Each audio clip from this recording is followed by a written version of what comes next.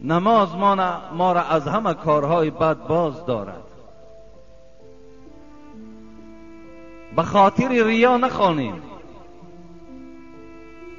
به خاطر پیران سالی ما نخوانیم، به خاطر که آن زمان ناامید می شویم، آن زمانی که دیگر ما به هیچ کس در کار نمی شویم، آن زمان اگر ما و شما عبادت آغاز کنیم، این حالت، این عبادت های ما و شما نقص در نزد خدا دارد. نماز ما باید از برای خدا خوانیم. حبیب خدا میگوید اگر تو 5 وقت نماز از برای پروردگارت میخوانی، از برای همچون اطاعت کننده فرمان الله میخوانی، به خاطر که حبیب خدا این سراج، این بشیر، این معلم میفرماید مثل صلوات الخمس کمثل نهر جار غمر على باب احدکم. حبیب خدا میگه نماز شما این جمله های زیبایی که از زبان من برآمده است، اینها را تحلیل هاشون خوانین و شما عاشق 5 وقت نماز شوین و این 5 وقت نماز به این خاطر اگر خوانین، من مکافات برای شما در دوام حدیث بیان میکنم. حبیب خدا میگه مثال 5 وقت نماز مثال یک نهری هست. نهر گفته ما و شما در همین لغت گوییم که تاجیکی خودمان کلمه نهرم استفاده میبریم، همچون یک دریا. مثال یک دریایی هست. ببین جارین غمرین، حبیب خدا مثل یک دریایی که جاری شونده هست، مثل یک دریایی که بسیار چقوری دارد. علی باب احدکم، در تصور کنید میگوید حبیب خدا که این گونه دریا در نزد دروازه هر کدام شما وجود دارد. یغتسل منه کل یوم 5 مرات. همچنان از حبیب خدا که نزد دروازه دریای داری، جاری هست، چقور است، در یک روز 5 وقت تو در داخل این دریا آبازی داری. در دیگر حدیث ها میگوید آیا بعد 5 وقت آبازی کردن در وجود تو از چرک چیز باقی میماند؟ گفتن نه ای حبیب خدا. پس حبیب خدا گفتن 5 وقت نماز شما تمام گناه های شما را نابود میگرداند. این آبازی کردنی در دریا این تمثیل و این مثال این دارد. خدا رحمت کند حضرت ربیعه ابن مالک فقیر بودند. تاریخ میگوید ولد فقیرا عاش فقیرا و مات فقیرا. به دنیا آمد در عائله کم بغل بود. عائله بود که بیچاره ها هیچ شرایطی نداشتند. فقیر بود که بازم این فقیریش قناعت به سوی خدا داشت. همه فقیریش از پروردگار میدید. تولد شد میگوید در عائله کم بغل، عاش فقیرا، به وایه رسید، کلانسال شد، صاحب زن و فرزندم که شد، تا حال فقیری از او دور نبود. فقیر بود، نادار و بیچاره بود. خیلی فقیری را از سرگذرانیدن و در فقیری قناعت پیدا کردن کاری هر یک شخص نیست. کاری هر یک شخص نیست. و مات فقیرا، زمانی که میگوید از دنیا هم که گذشت، حضرت ربیعه ابن مالک از دنیا کم بغل گذشتند. هیچ مال و ملک از او به زن و عیال و فرزندش میراث باقی نماند. هیچ چیز نماند. همگیش از دست نیست، چیزی در خاندان نیست. باره میگوید به نزد حبیب خدا آمد و حبیب خدا میگوید دمی سحر بود، آمد ربیعه میگوید در پهلوش نشست. رسول اکرم صلی الله علیه و سلم به جانب این ربیعه ابن مالک نظر کرد و گفت سل ما شئت.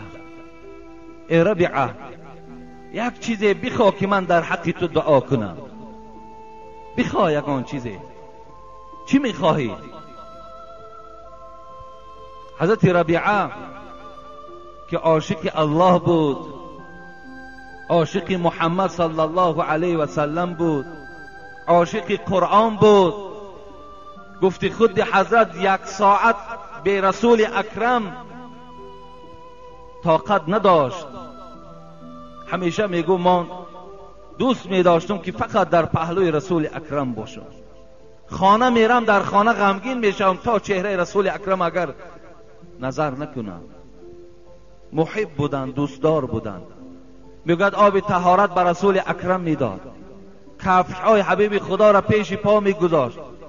در جنگ ها میگد نزدیک خیمه حبیب خدا بود، نزد دروازه خیمه خواب میکرد تا که دشمن اول از او گذرد و بعد بر رسول اکرم رسد. دفاع میکردند. اسلامشان دوست میداشتند، پیشواشان دوست میداشتند، پیشواشان در خلوتی تنقید نمیکردند، پیشواشان در پنهانی غیبت نمیکردند، بلکه دوست میداشتند. چی میخوای ربیعه؟ در حق دعا کنم. حضرت ربیعه پروای دنیا نداشت. دنیا را میدانست که چیست، میدانست که دنیا چیست. بازیچه است، بازیچه است. طفل فریب این متاع دهر، به عقل مردمان که بر او مبتلا شود. نه لایق بر غرور است و نه عزم اعتمادی ها نمی ارزد به این حرفی که کس گوید به من داده است. اونایی را میدانستند، اونا میدانستند که حال دنیا را بپرسیدم من ز یک فرزانه، گفت باد است یا خواب است یا فرزانه، یا مثال توده برف است در فصل بهار، هیچ عاقل دل نبندد با چنین ویرانه. اونا این دنیا را میدانستند. چی گفت؟ اسألک مرافقتک. حبیب خدا یگانه چیزی که میخواهم این است که در جنت همراه تو باشم. سؤال من از تو این است، خواهش من از تو این است. حبیب خدا دست بردار، دعای تو در نزد پروردگار قبول است. فقط خواهشم این است که چگونه در دنیا همراه تو بودم در جنت هم همراه تو باشم. اینم میخواهم. حبیب خدا چی گفتن؟ او غیر ذالک. ربیعه غیر این چی میخواهی؟ غیر این چی میخواهی؟ حضرت ربیعه تکرار به تکرار فقط پهلوی تو را در جنت میخواهم، فقط همراهی تو را در جنت میخواهم. لیکن حبیب خدا چی گفت؟ اعینی نفسک بکثرت السجود. اگر خواهی که فردای قیامت همراه من باشی، خواهی که در جنت همراه من باشی، تو مرا در شفاعتم یاردم کن با 5 وقت نماز خواندن. مرا یاردم کن. گفت شفاعت من برای تو در روز قیامت به اذن پروردگار، خواهی که اجرا شود در دنیا به نماز مرا یاردم کن، از نماز دور نباش.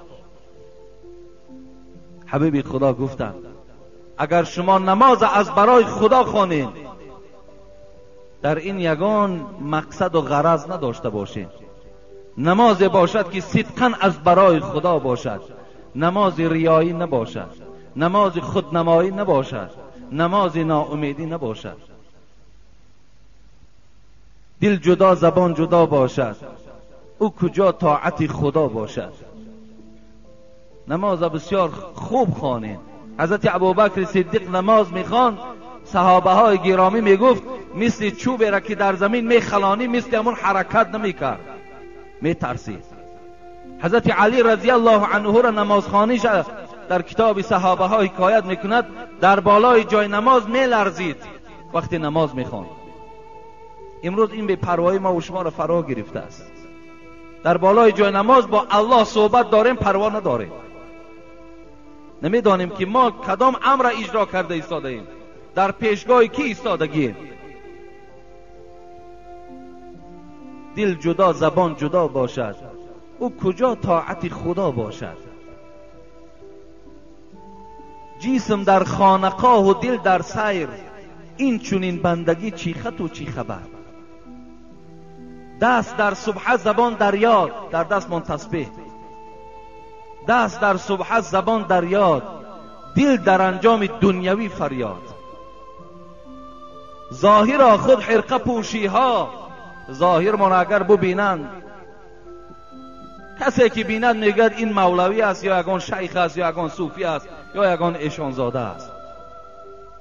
ظاهر خود حرقه پوشی ها، باطن خود مکر و فریبی ها. این چی طاعت چی بندگی باشد، مردنت به که زندگی باشد. حضرت صوفی الله در مسلکش گفتند اینا را برای چی ما را گفتند؟ مردنت به گفتند، سخت گفتند، به خاطر گفتند که ما بیدار شویم، به خاطر که ما عبرت گیریم که ما چی کار کرده ایستاده ایم، ما چی وظیفه داریم. این نماز چی مهم در نزد پروردگار است تا که از مهم بودن این ما درکدار شویم. نماز من از برای خدا باشد. در دوام حبیب خدا چی گفتند؟ از جمعه تا جمعه، از جمعه تا جمعه، جمعه گذشت از ما و شما، باز جمعه نو آمد. از جمعه تا جمعه، این جمعه که آمدیم، این جمعه هم اگر از برای خدا نباشد شما پاداش نمیگیرین، شما اجر نمیگیرین. جمعه من فقط از برای خدا باشد. جمعه من به خاطر این باشد که روز جمعه روز عید است، روزی هست که از عید قربان و از عید رمضان دیده بالاتر و افضلتر است. این روز برای من باشد که حدیث های رسول اکرم میگوید ساعت قبول دعا دارد. این روز باید که من منتظر باشم و این روز همیشه در آرزوی من باشد که تیزتر آید. جمعه را به خاطر آیم که هم نماز جمعه ما ادا کنم، هم پند و نصیحت را گوش کنم. از جمعه تا جمعه. لیکن جمعه دا آیم و 5 وقت نماز نخوانم، یا جمعه را آمده در اینجا با جماعت خوانم لکن در محله مسجد است، در مسجد جماعت اشتراک نکنم. سخنهای کمال خودجندی. به مسجد هفته از تو کجا یک سجده واحد؟ یک بار میای، در یک هفته یک بار میای. به مسجد هفته از تو، به مسجد هفته از تو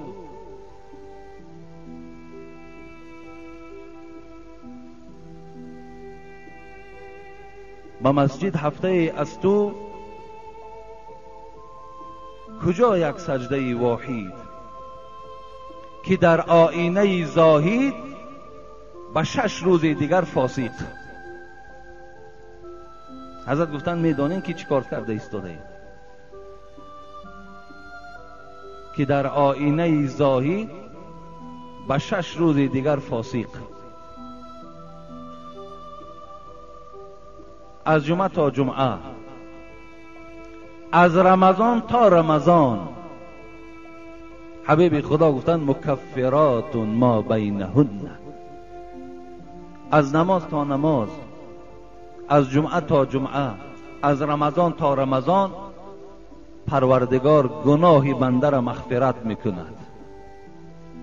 هر وقتایی که اگر ما دیده و دانسته گناه نکنیم، دیده و دانسته گناه نکنیم، خداوند آن لغزش و آن سهوایی که داریم همگیش از ما و شما میبخشد. به خاطر این بشارت حبیب خدا از پروردگار مسئلت دارم که خدای مهربان از جمعه گذشته تا این جمعه آن لغزش هایی که از جانب ما این قوم ما گذشت، خدایا همگی را مغفرت بگردان. خدایا همه عبادتهای ما را بی ریا گردان، عبادتهای ما را از خودنمایی، از خود بیگانه پرستی خدایا خالی بگردان و خدایا ما را در رحمتت شامل بگردان.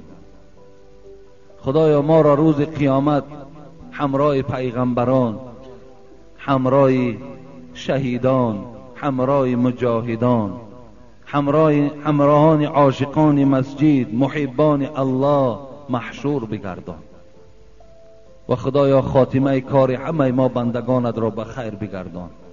خدایا در دل همه ما بندگانت محبت ذات خودت، محبت حبیبت، محبت قرآن و اسلامت را زیادتر جایگیر بگردان و این جمهوری ما را پروردگارا آباد و زیبا بگردان. رئیس جمهور هم خدا در حفظ امانت نگه دار که برای بهبودی و برای مشکلات ها را از بالای مردم دور کردن سعی و کوشش ها دارد. ربنا فاغفر لنا ذنوبنا و کفر عنا سیئاتنا توفنا مع الابرار آمین یا رب العالمین. برادرای خیلی عزیز و گرامی، ما یک چند جمعه از پی تبابت و بهبودی های این ساختمان نو بودیم. اینک این بعد قریب 5 جمعه اولی ماه است و ما موعظه داشتیم، اگر یادتان باشد تفسیر سوره والضحی بود. والضحى والليل اذا سجى ما ودعك ربك وما قلى وللآخرة خير لك من الأولى ولسوف يعطيك ربك فترضى. ما تا این آیت قرآن تفسیر کرده آمدیم و آیت رسیدیم الم یجدک یتیما فآوى، که معنا این است که آیا ما تو را نیافتیم یتیم و ای رسول اکرم،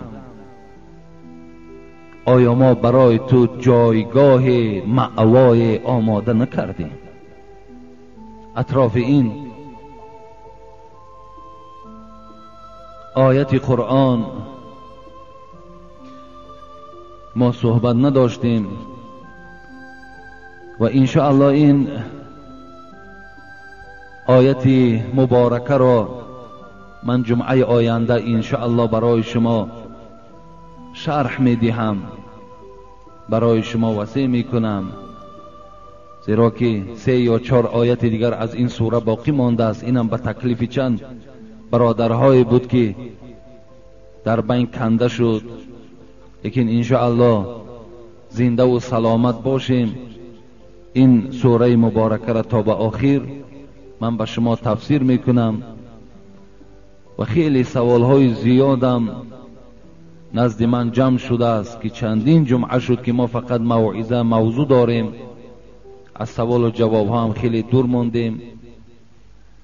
به این خاطر من خواستم که این جمعه برادرای ما، بعضی مهمان ها در این جمعه ما و شما اشتراک دارن. اولا از خداوند مسئلت دارم که پی قدوم همه این مهمان هایی که من زیارت کردم یا زیارت نکردم، همگیش خداوند در این شهر ما و شما مبارک بگرداند. صحت و سلامت آمدن، آن نیت ها و آن بهبودی هایی که در دینشان میخواستند، خداوند موافق نیت هاشان جزای نیک به اینها نصیب گرداند و صحت و سلامت خداوند به خاندانشان رساند. یک برادر ما برای گذرانیدن یک معرکه داشته است، از ما بسیار خواهش کردند و اینجا یک مکتوبم به دستشان آوردن که من با او واخوری کرده میتوانم نمیتوانم. همین مکتوب مرا جواب گردان، جواب همین مکتوب مرا میگردانی و با من وعده میدهی که در معرکه من اشتراک میکنی یا نمیکنی و دیگر آن مکانی که زندگی میکنه دیگر من نام نمیبرم، زیرا شاید اینجا دبد دوام مکتوب یگان سخنی میبراید تا که همون پیشواهایی که الحال اینجا یاد شده است اونها مثال نرنجند. و این خاطر خواستم سوال این برادر را جواب میگویم و جمعه آینده انشاءالله من به شما موضوعهایی که داریم باز آغاز می شود.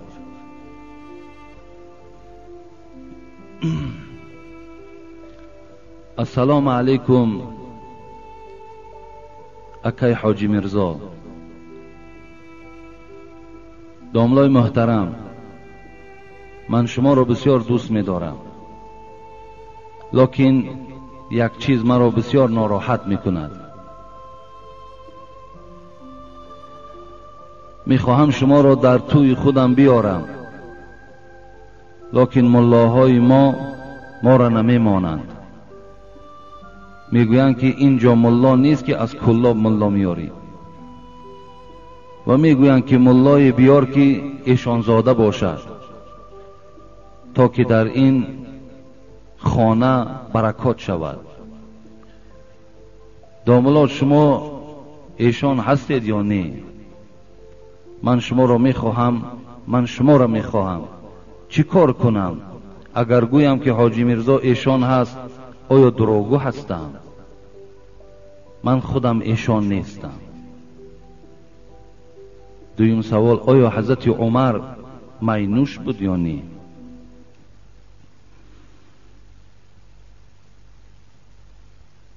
این سوال نزدیکی من یک هفته پیش در حصار بودم، اونجا هم همین سوال شد که وقتی ما میخواهیم شما را در معرکه خودمان حاضر کنیم، پیشواها ما نمیگذارند که شما در معرکه های ما اشتراک کنید. راستی با ما جواب شد که در اونجا گفتیم معرکه ختنه بود، اونجا ما جواب گفتیم، جواب مناسب گفتیم. شاید که اونها خواستند که ما عصبانی شویم، لکن من آدم عصبانی نیستم. من شکر کتاب صبر بسیار خوب خواندگی هستم و صبر برای خودم بسیار پیشه کردگی هستم. هر مشکلاتی که بالا می آید والله که فقط صبر میکنیم. ان الله مع الصابرین است. این برادر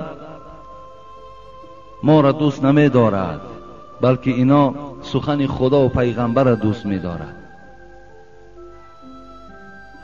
اینا می خواهند که در مجلس هاشون صحبت های شود که مردم از اونجا فایده گیرند. به این خاطر است پیشواها نمی مانند. لیکن این برادر می گوید من ایشان نیستم. خیلی مادام ایشان نباشی، شخصی را بر که ایشان نباشد. ایشان باشی، خیلی ایشان ببر. راستی بار اگر منم که ورق زنم تاریخ حیات خود ما یا تاریخ گویم گذشتگان ما نیز از جمله همون سیدزاده ها و ایشان ها هستیم، لیکن والله که تا امروز من همین ایشانی و سیدزادگی را برای خود مایه افتخار قرار ندادم که من فلانی هستم، زیرا که مرا آیت های قرآن و احادیث های رسول اکرم نگذاشت که ما دعوای ایشانی و سیدزادگی کنیم. نگذاشت. این آیت ها پیش راه ما را گرفت و گفت اگر تو دعوای ایشانی و سیدزادگی کنی تو غلط کردگی هستی. به این خاطر من این دعوا نکردم. من صدقه همون ایشانی می شوم که در اصل پیروی آیت قرآن و پیروی احادیث های رسول اکرم باشد. ایشان باشی، دعوای سیدزادگی کنی، دعوای گویم که نبیره های پیغمبر کنی، لیکن یک گویم که کینه داشته باشی، حسد داشته باشی، آخی ایشان زادگی و سیدزادگی برای تو هیچ منفعت نمی بخشد. حبیب خدا حسد نداشتند، حبیب خدا کینه نداشتند. حبیب خدا حضرت بلال که از حبشیستان بودن دوستش می داشتند. از حبشیستان بود، عرب نبود. حضرت مولوی رومی میگوید اسود از توحید احمر می شود. این اشاره به حضرت بلال بود. حضرت بلال در رنگ، در صورت هیچ زینت و زیبایی نداشتند، لیکن حبیب خدا بلال گفت فقط از آن تو میدهی، فقط از آن از توست. اسود از توحید احمر می شود. حضرت مولوی میگوید ببین اسود گفته سیاه را میگویند، احمر گفته سرخ میگویند. عرب ها را بسیارتر سرخ پوست میگویند. میگوید انامین اسود، انامین سیاه پوست وقتی توحید برای خود اختیار کرد، وقتی خداشناس شد، وقتی قرآن شناس و پیغمبر شناس کی شد، ویم احمر شد، ویم عرب شد.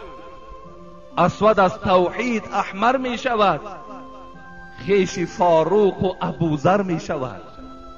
و خیش فاروق و خیش حضرت عمر شد، خیش حضرت ابوذر شد، به خاطر که وی توحید داشت، به خاطر که وی قرآن داشت، به خاطر که وی محب الله بود.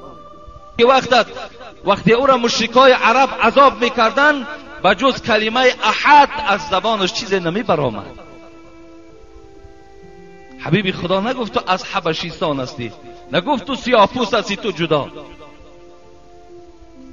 حضرت سهیلی از روم بودن، حبیب خدا نگفت تو از روم، تو از ملک عرب نیستی، برای تو جدا اینجا جا نیست برای تو. نگفتن، حبیب خدا جدا نکردن. حضرت سلمان از ایران بودند،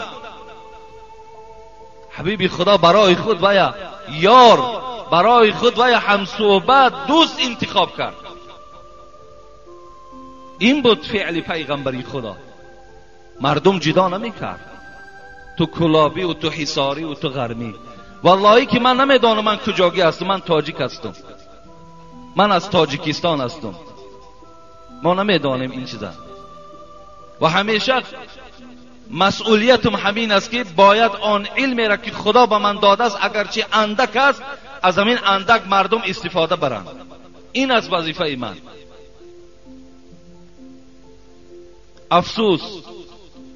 افسوس که همون برادری، من میدانم که این ایشانی که اگر این سخن گفته باشد، ایشانهای خوب بسیار داریم، ما ایشانهای عالم و ایشانهای خداتر زیاد داریم، لیکن در بین ها بعض جاهل هاشان وجود دارد، بعض جاهل هاشان وجود دارد.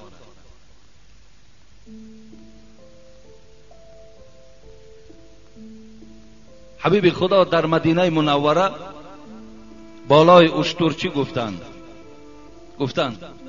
یا ایها الناس، ای مردم، خطاب به تمام مردم است، همه ملت دنیا. حبیب خدا به تمام دنیا مراجعت دارد، چه ایشان است، چه شیخ است، چه سیدزاده است، چه داملا است، چه مولوی است، چه آدم عادی است، همگیش است. یا ایها الناس ان ربکم واحد، یقین دانین گفت خدای همه شما یک خدا هست. یک خدا داری تو، یک خدا داری. و ان آباکم واحد، یقین دانیم پدر شما یک پدر است، حضرت آدم علیه السلام. حبیب خدا را ببین، خدای همه شما یک خدا هست، پدر همه شما یک پدر است. الا حبیب خدا باش، آگاه باشید، گوش اندازید. گفت لا فضل لعربی علی عجمی، ولا لعجمی علی عربی، ولا لاسود علی احمر، ولا احمر علی اسود. پیغمبری خدا را بینید، یقین دانین گفت عرب بالای مردم غیر عرب با عرب بودن شرف ندارد. مردم غیر عرب، چی تاجیک است، چی تاتار است، چی ترک است، بالای مردم عرب شرف ندارد. سیاه‌پوست بالای سرخپوست، سرخپوست بالای سیاه‌پوست شرف ندارد. حبیب خدا چی شرف چیست؟ شما مردم به نوع به سارت تقسیم نکنید. گفت پیغمبری خدا عرب سارت یکم، فارس سارت دویم، ترکش سارت سیوم. به سارت به نوع مردم تقسیم نکنید. هیچ کدامی شما در شرف اینت از اینت بالاتر نیستین. گفت پیغمبری خدا. ببین در دوام حدیث چی گفتن؟ الا بالتقوا. شرف شما در نزد پروردگار آن زمان پیدا می شود که تو اگر از خدا بترسی، تو از پروردگارت بترسی، تو نوع یکم در نزد پروردگار هستی. یا ایها الناس ان خلقناكم من ذكر وانثى وجعلناكم شعوبا وقبائل لتعارفوا ان اکرمکم عند الله اتقاکم. خدا میگوید در نزد من از همه دیده، ببین ملت جدا نکرد پروردگار، از همه دیده در نزد من آن کسی قدر دارد که از من میترسد. برادرای عزیز و گرامی، به همه شما مراجعت میکنم، به همه طایفه، به همه نوع مردم، از خدا همگی من ترسید. خدای ما یک است، پیغمبر ما برحق است، کتاب ما یک است، دین ما یک چیز است. همگی ما از پروردگارمون ترسید. مثل همون آیت قرآن میگوید یسبح لله ما فی السماوات و ما فی الارض له الملک و له الحمد و هو علی کل شیء قدیر. ای برادر عزیز، الله میگوید آن چیزی که بین زمین و آسمان است از من میترسد. هر چیزی که بین زمین آسمان وجود دارد، چوبها میترسند، درختها میترسند، زمین میترسد. الله اشاره دارد شما هم از خدا بترسید. پروردگار به همه چیز قادر است. از خدا بترسید. ما باید به خدا ترسیمان افتخار داشته باشیم. ما با خدا ترسیمان در نزد خدا قدر و قیمت پیدا میکنیم. این نشانه خدا ترسی نیست. زمان ما محل گرایی میکنیم، زمان ما مردم جدا میکنیم، این والله که خدا ترسی نیست. از خدا ترسیم، از خدا ترسیم. به خدا نیکی های زیاد من می آید، خوشبختی های زیاد برای ما و شما پیدا می شود. او قصه یادم آمد که ایشان اینجا میگذاریم، مثل که دشمنی که این برادر به اهل علم دارد، حالا که ما والله که همش دوست می‌داریم، از برای خدا دوست می‌داریم، برای خدا احترام می‌کنیم. برای من موعظه کردن در همین مسجد خودم کفایت می‌کند. وظیفه‌ام در همین جمع انجام یافته ایستاده است. شرط نیست که من مثال در هر یک معرکه ها اشتراک کنم. اگرچه بیچاره خواهش دارند به همین جا 200 300 کیلومتر طی میکنن میآیند، چگونه من سخن امر رد کنم؟ یکی از دشمنهای سرسخت رسول اکرم ابو جهل بود. ابو جهل. میخواهم یک قدرت خدا را برای شما بیان کنم از این قصه که حضرت مولوی رومی بیان میکند. سنگها اندر کف ابو جهل بود، گفت ای احمد بگو این چیز زود. ابو جهل لعین در مشتش چند دانه سنگ گرفت و پنهان کرد برای پیغمبر خدا را سنجیدن. در بین مردم حبیب خدا را چی میگوید؟ گفت ای احمد بگو این چیز زود. گر رسولی چیز در دستم نهان، گر خبر داری زراز آسمان. اگر تو رسول باشی، اگر تو دعوای حقیقی پیغمبری داشته باشی، تو فرستاده خدا به سوی خلق باشی، جبرائیل پیش تو می آمدگی باشد، کنی خبر ده در دست من چی است؟ دست ها محکم پوشیده،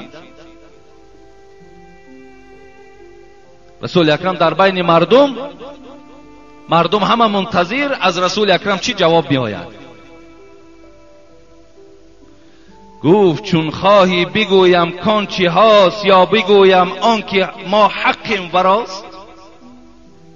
رسول اکرم چی پیشنهاد خوبی کردن.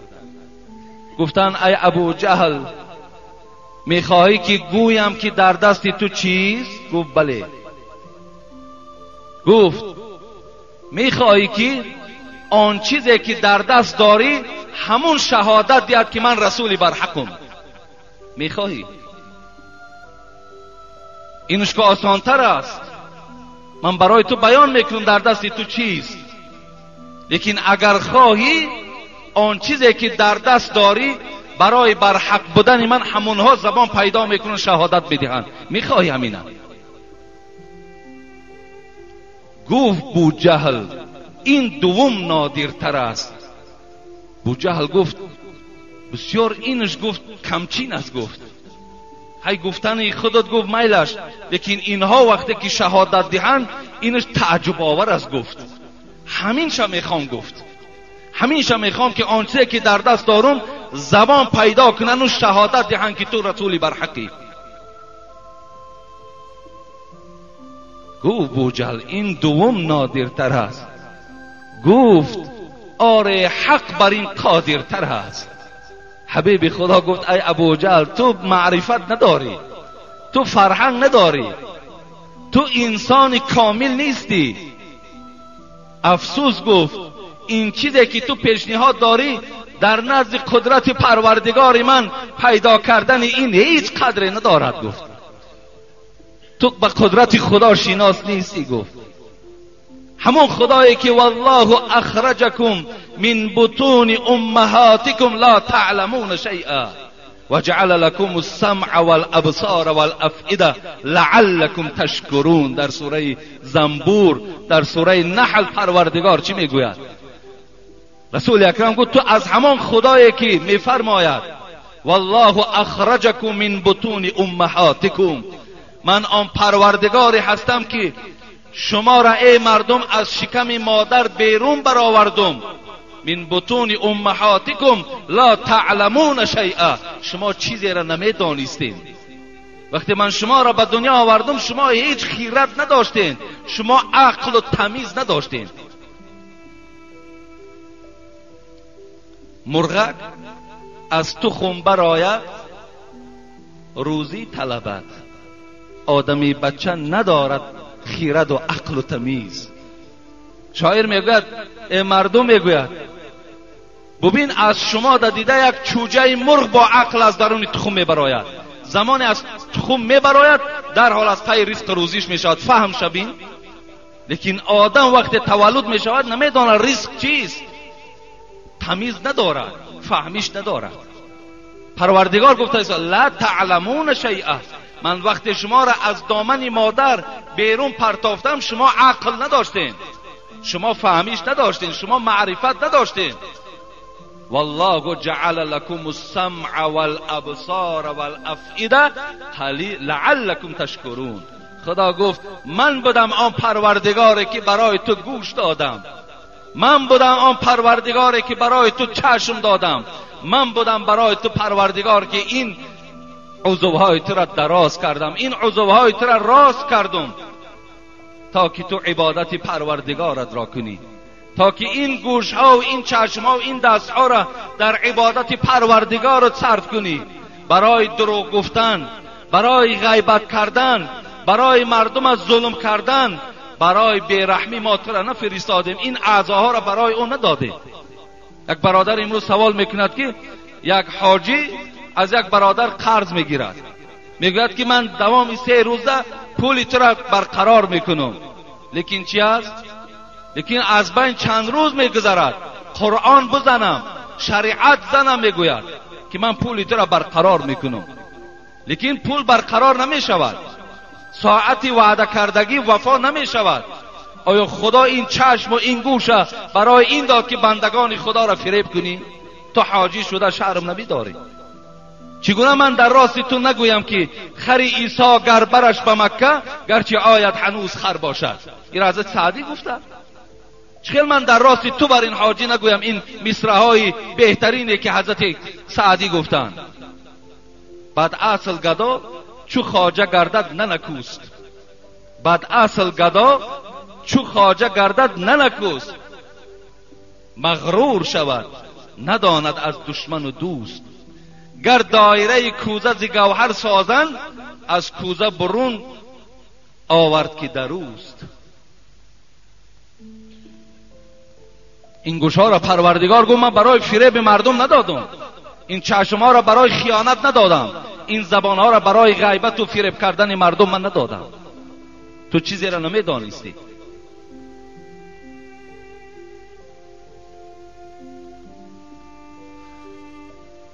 رسول اکرم گفت ای ابو جهل این در نزد پروردگار من هیچی نیست. گفت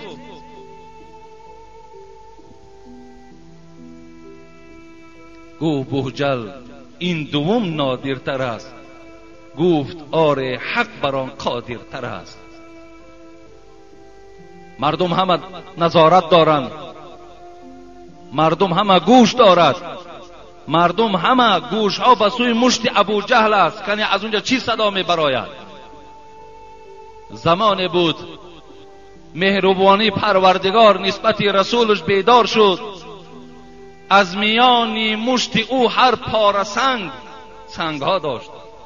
از میانی مشت او هر پاره سنگ در شهادت گفتن آمد بیدرنگ. لا اله گفت الا الله گفت گوهری احمد رسول الله سوفت. از میان مشت هر یک سنگ لا اله الا الله محمد و رسول الله گفتند. همه سنگ های مشت ابو جهل.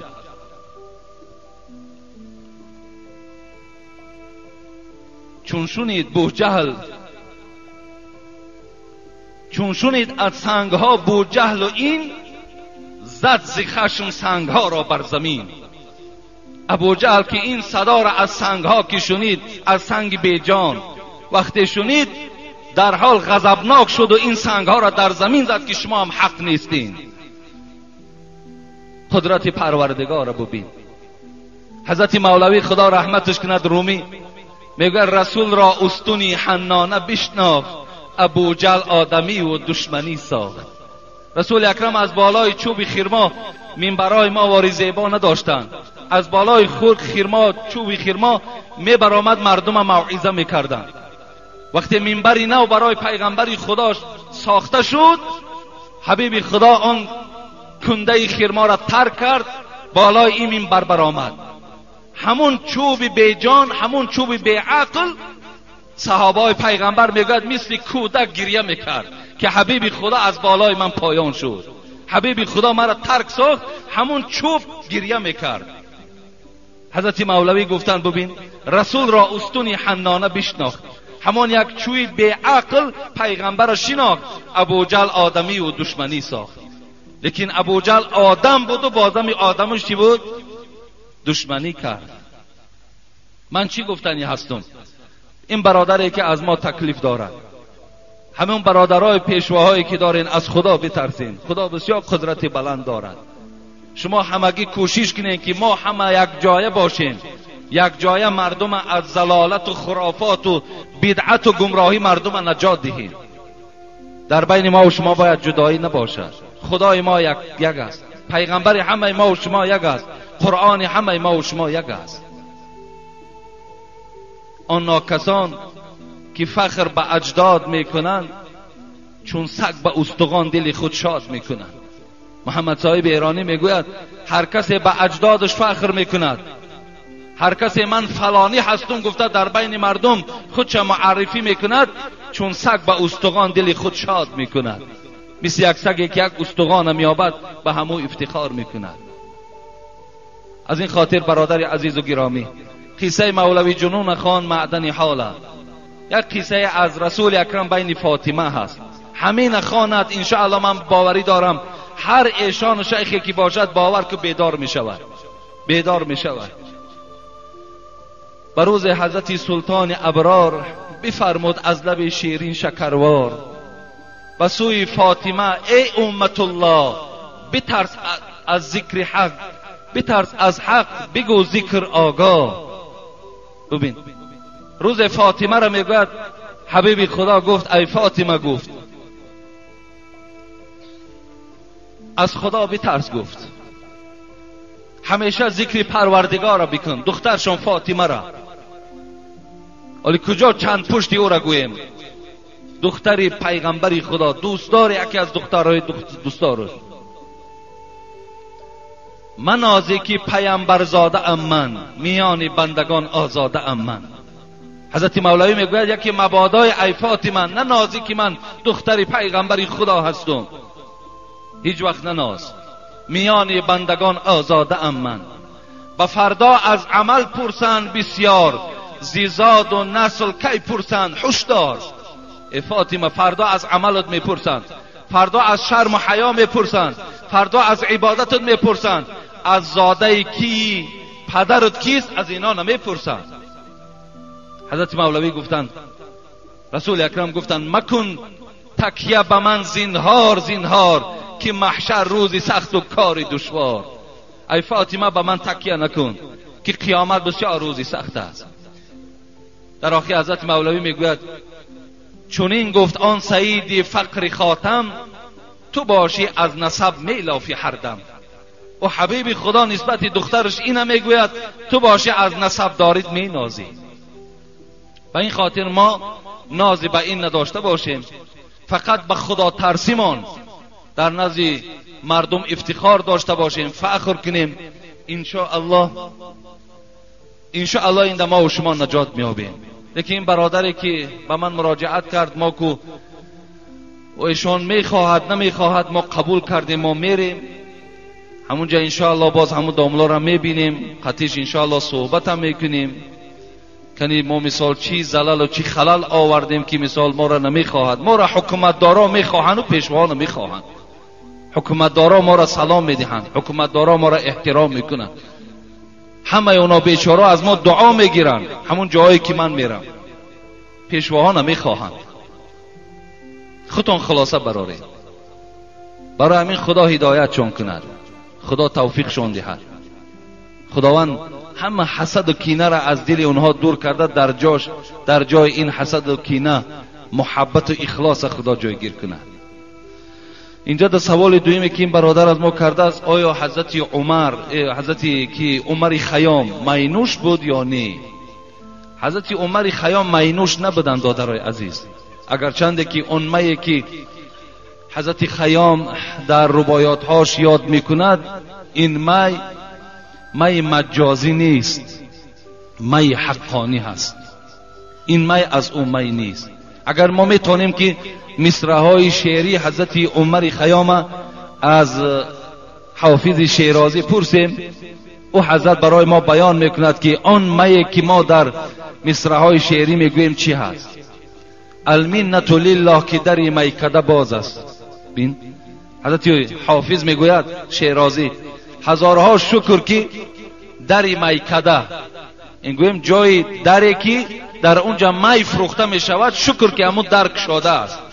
این اگر ظاهرش گیریم، ظاهرش اگر تفسیر کنیم، همون در میکده جایی که عرق فروشی است همون رو میگن. لیکن این حضرت بین که میگه هزارها شکر ای پروردگار به سوی تو که در میکده باز است، درش گشاده است. کدام در باشد؟ زان رو که مرا بر در او روی نیاز است. آن در میکده که من میگویم، آن در می مجازی نیست، می که مردم بیهوش و بیعقل میکند، آن می نیست. آن دروازه و آن خانه را که من نام میگیرم، او این است، مسجد است، این جای ذکر است. میگوید المنت لله که در میکده باز است، زان رو که مرا بر در او روی نیاز است. خمها همه در جوش و خروشند زی مستی، آن می که در آنجاست حقیقت نه مجاز است.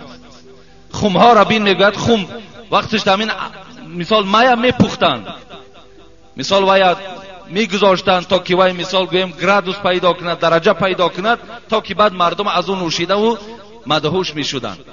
میگوید انا اون خمهایی که در داخلش می است، آن خمهایی که من میگویم اونها چیان؟ مجازی نیست بلکه حقانی است. میگوید خمها همه در جوش و خروش انزیم استی، آن می که در آنجاست حقیقت نه مجاز است.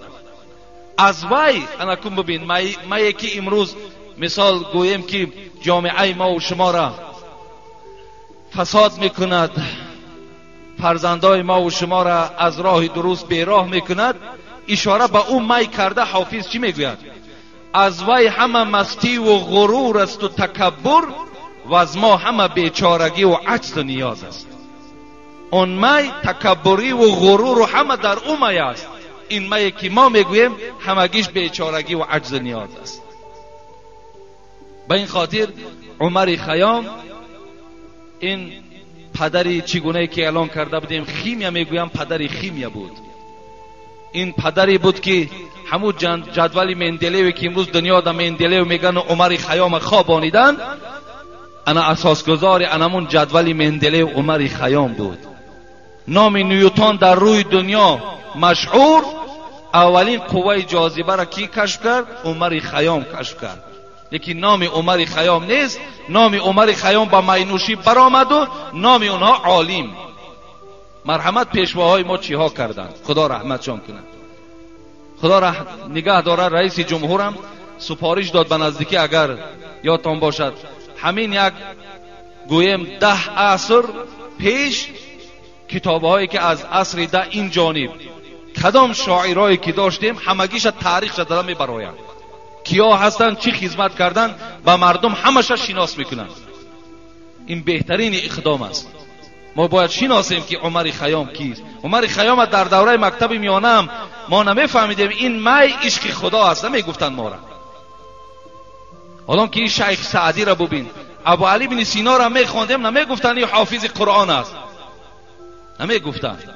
لیکن امروز رئیس جمهور میخواهد که حقیقت اونها را به مردم شناس کنند. اینا کیها بودند، چی خدمت ها کردند. بسیار نیک است، بسیار اقدام خوب کردند. خداوند در این اقدامش همیشه ظفر و برار خدا نصیبش کند. دویم اقدامی که در پیش گرفتن، این برهم دادن سرتخته، برهم دادن 3 بیگه، برهم دادن 7 40 سال، اینها را در پیش گرفتن. امروز دیدن که مردم بی نهایت در بدر شد، شهر به شهر شد، اقتصاد مردم شکست، مردم قرآن و حدیث یک جانب مانده خرافات در رفتن. امروز رئیس جمهور میخواهد که مردم از قرآن و از حدیث خبر دهد. خدا همیشه در حفظ امانش نگه دارد. یک پشتیبانش ما هستم. من که را بر وقت میگفتم، اگرچه از پشت این سخنان ما چند قدر فشارات دیدیم، چند قدر عذابها کشیدیم، تو چیکار داری به 7 و به 40 و به 100؟ لیکن آخر باور کنین آزمان نیست، آخر آزمان نیست. اینا در گردن ما بار کردن، نامعلوم این دوست بود دشمن بود، چی خواست؟ مرحمت امروز اکثریت شما عذاب وای کشیدگی هستید، همه کشیدگی هستید. لیکن باز باوری دارم که از پس ما رفته با میگوین که ای خیلی با همه ای هم ممکنه یکان گروه دیگه باشه. لیکن من از هیچ گروه نیستم.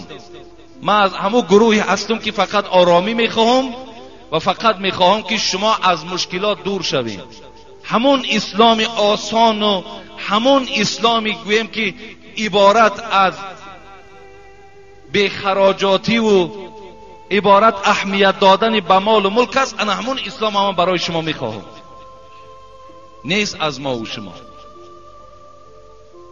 به این خاطر این اقدام هم در پیش گرفتم. به نزدیکی عالی مجلس کلان دارن، تمام عالم ها و تمام پیشواها جمع میشوند. اگر خدا کند که یگان امر برارد، این به فایده ما و شما هست.